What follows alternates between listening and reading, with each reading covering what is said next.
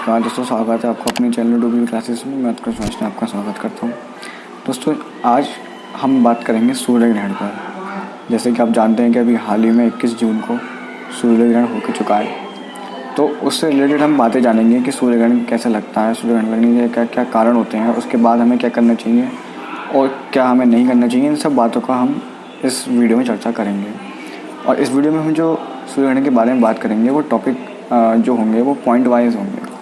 तो जो पॉइंट हैं वो आप नोट करते चलें हेड टू हेड, क्योंकि वो सारे पॉइंट जो है वो बहुत इम्पोर्टेंट होंगे आगामी आने वाली परीक्षाओं के लिए। क्योंकि हर साल वर्ल्ड ज्योग्राफी में से ये ग्रहण से रिलेटेड एक ना एक क्वेश्चन जरूर हमारे लिए आता है किसी भी परीक्षा में।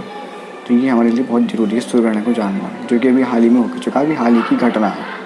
और माना जा रहा है कि ये जो सूर्य ग्रहण है इस साल का, इस बार का बहुत ही शक्तिशाली है और काफ़ी ज़्यादा इसके प्रभाव पड़ेंगे। तो इसलिए हमें इसके बारे में जानकारी प्राप्त होनी चाहिए पूरी।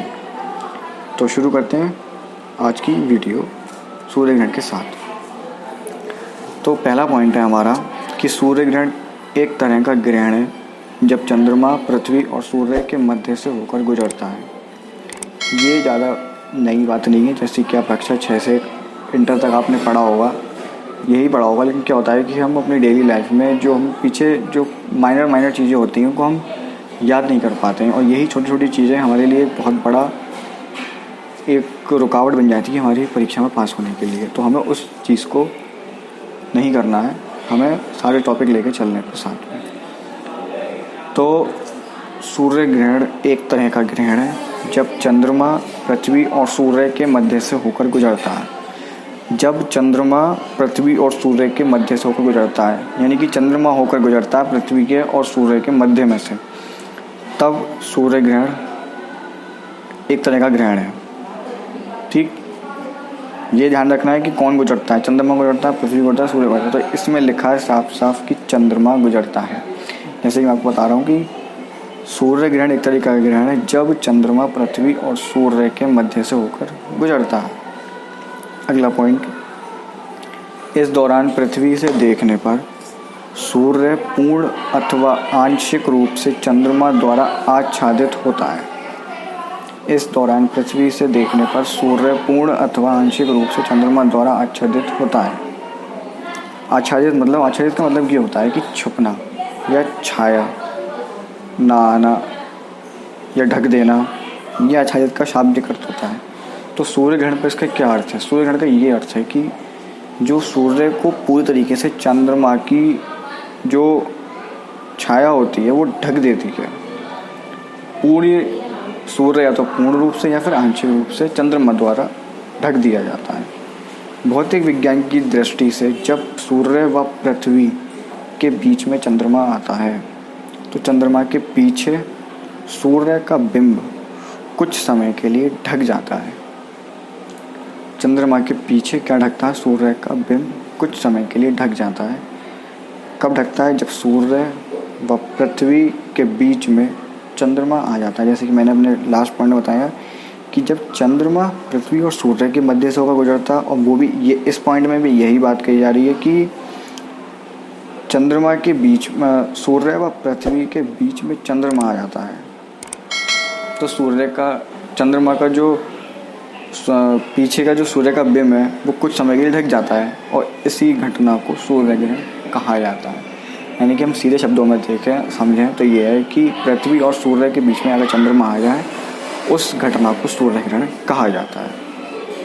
नेक्स्ट पॉइंट, पृथ्वी सूरज की परिक्रमा करती है और चांद पृथ्वी की। कभी कभी चांद सूरज और पृथ्वी के बीच आ जाता है, फिर वह सूरज की कुछ या सारी रोशनी रोक लेता है, जिससे धरती पर साया फैल जाता है, और इस घटना को सूर्य ग्रहण कहा जाता है। ये हमारी एक दूसरी कल्पना निकली है कि पृथ्वी सूरज की परिक्रमा करती है। ये हमें पता है कि पृथ्वी सूरज की परिक्रमा करती है। अगला, चांद पृथ्वी की कभी कभी, मतलब चांद जो है वो पृथ्वी की करता है। कभी कभी चांद सूरज और धरती के बीच में आ जाता है। कभी कभी क्या होता है कि चांद जो होता है वो सूरज और धरती के बीच में आ जाता है। जैसे कि मैंने बताया कि सूरज और पृथ्वी के बीच में चंद्रमा आ जाता है, इस घटना को सूर्य ग्रहण करते हैं। फिर क्या होता है, फिर वह सूरज की कुछ या सारी रोशनी रोक लेता है, जैसे कि सूर्य ग्रहण में होता है, जिससे धरती पर साया फैल जाता है, जिससे सब अंधकार मट जाता है। इस घटना को सूर्य ग्रहण कहा जाता है। इन्होंने सूर्य ग्रहण को कुछ ज़्यादा शाब्दिक अर्थों में कहा है, मतलब कि जो बात करी जा रही है पूरे सूर्य ग्रहण की करी जा रही है। उसमें बात करी थी कुछ अलग तरीके से, इसमें उसका डिस्क्रिप्शन बता दिया है। अगला पॉइंट है कि ये घटना सदा सर्वदा अमावस्या को ही होती है। नॉर्मल साधारणतया यही देखा जाता है कि सूर्य ग्रहण की जो घटना होती है वो अमावस्या के दिन ही होती है। 100 में से 98% जो घटना होती है ये सूर्य ग्रहण की वो अमावस्या के दिन ही होती है।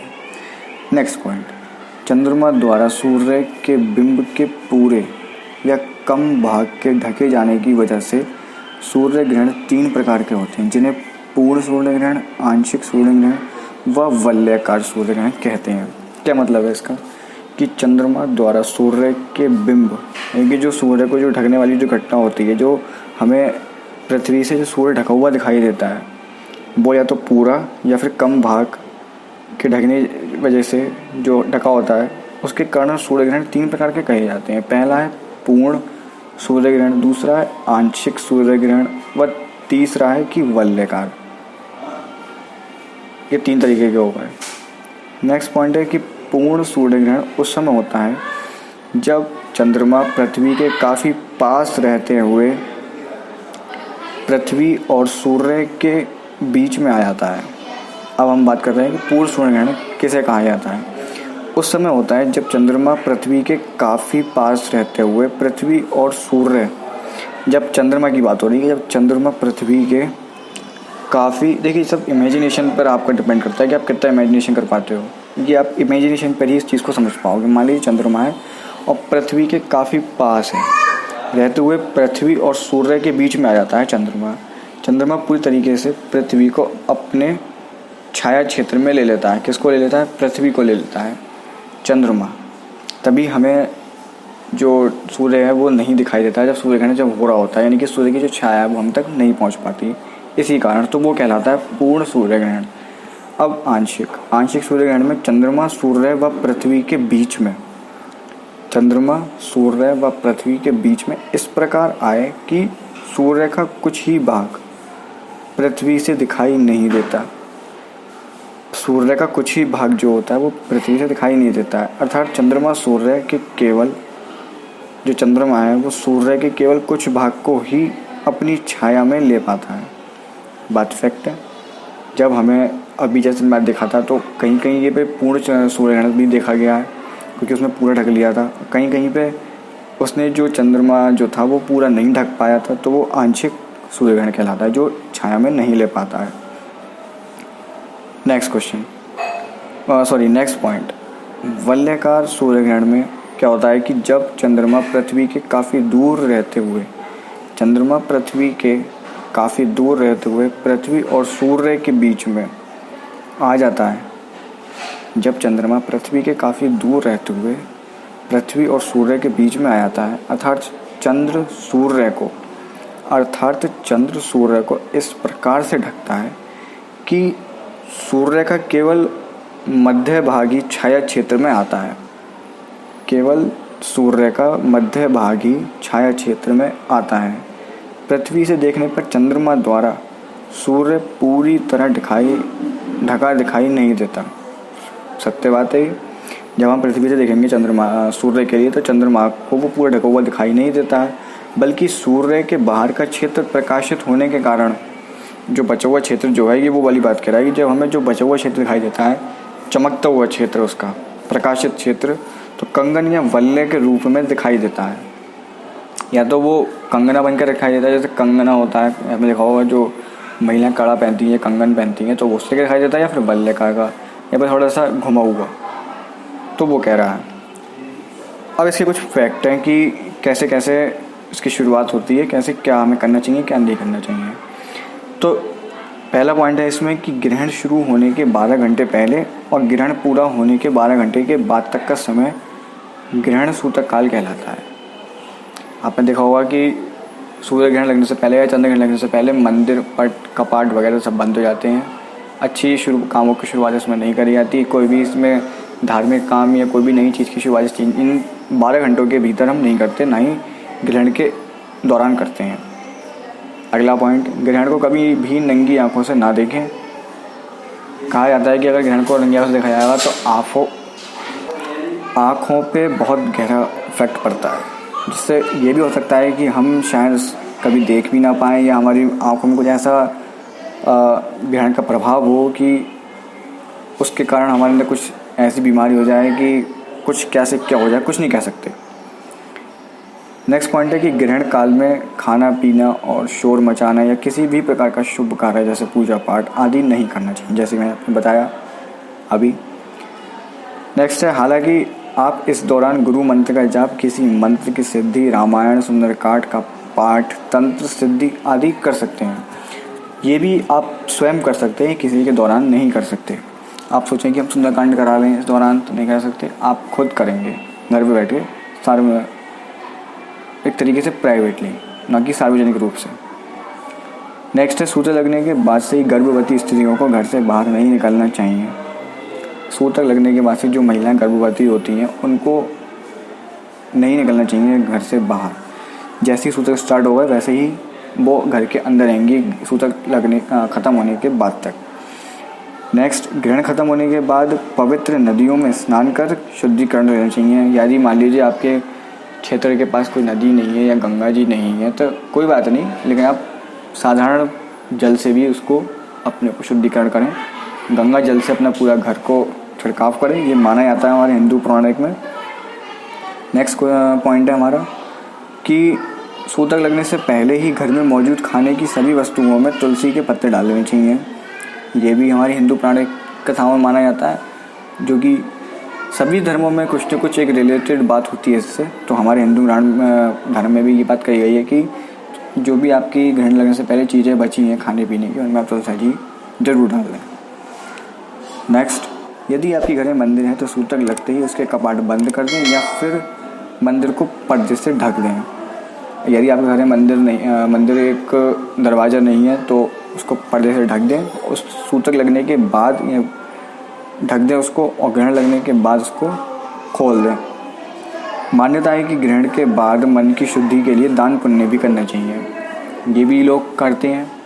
ये वो चीज़ें जो हम करना चाहिए नॉर्मली, कि दान पुण्य करना चाहिए मन की शुद्धि के लिए, हमारे मन को ताकि शांति मिल सके, हमारा जो पाप है, कहा जाता है ऐसा, कि वो ख़त्म हो जाए, धुल जाए। नेक्स्ट, ग्रहण काल में अन्न जल ग्रहण नहीं करना चाहिए। कहा यही जाता है कि ग्रहण काल में अन्न जल ग्रहण नहीं करना चाहिए। इससे क्या होता है कि मान लीजिए ग्रहण काल में आप कुछ अन्न जल ग्रहण करेंगे तो आपके पाचन तंत्र इस टाइम सुचारू रूप से कार्य करेगा। तो हो सकता है कि अगर आपने कुछ खाया और उसका दुष्प्रभाव उस ग्रहण के समय, जो चालू आपका ग्रहण है उस समय आप कर रहे हो, तो वो आपके अंदर कुछ गड़बड़ कर सके, आपके इम्यूनिटी सिस्टम में कुछ गड़बड़ कर सके। तो इसलिए ये कहा जाता है कि कुछ ना खाएं ना कुछ पिएं। नेक्स्ट एंड लास्ट है कि ग्रहण काल में स्नान करें, ग्रहण काल में स्नान ना करें और ग्रहण समाप्ति के बाद स्नान करें। जैसे कि मैंने आपको बताया कि नदी या अपने घर में अब स्नान आपको करना चाहिए। ग्रहण समाप्ति के बाद अपना घर पूरा शुद्ध करना चाहिए, साफ़ सफाई करनी चाहिए और स्नान करना चाहिए। तो दोस्तों, ये थी हमारी ग्रहण से रिलेटेड अपडेट्स। इसको आप ज़रूर एक एक पॉइंट को ज़रूर नोट कर दें, क्योंकि बहुत ज़रूरी है कि हम सोलर इक्लिप्स के बारे में ज़रूर जानें। ठीक है, हम उम्मीद करेंगे कि ऐसे ही हम कोशिश कर रहे हैं कि अलग अलग टॉपिक पर आपके लिए एक अलग से वीडियो स्पेशल बनाई जाए। मिलते हैं अपनी नेक्स्ट अगले टॉपिक के साथ, अगली वीडियो के साथ। तब तक के लिए good bye and best of luck. पढ़ते रहिए और पढ़ते रहिए। धन्यवाद।